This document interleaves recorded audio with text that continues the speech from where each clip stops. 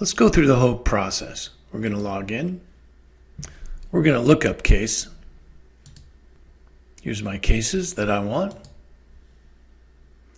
You're going to click on Photos here in the upper left, Photos. Now I'm going to scroll down to the one I want, which is right here. Next step, Process Photo, which is up here in the upper right. The cursor turns into this red box.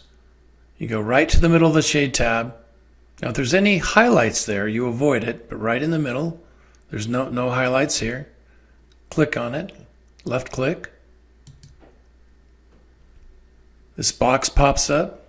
You pick the correct Shade tab, which is a C3 in this case. You right click your mouse, click on Color Correct. The photo's color corrected.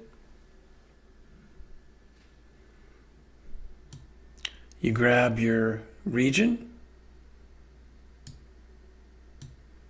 Make sure you cover the whole tooth. Then move your value box in the middle and you size it appropriately, about like that. Next, you right click your mouse, click on Crop Region. The shade map will be on the left, the original photo in the middle, and any translucency on the right.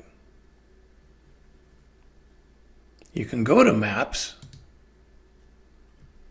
and you see how many shades are selected. Now it says all, so I want to go to 4. Always keep it on 4.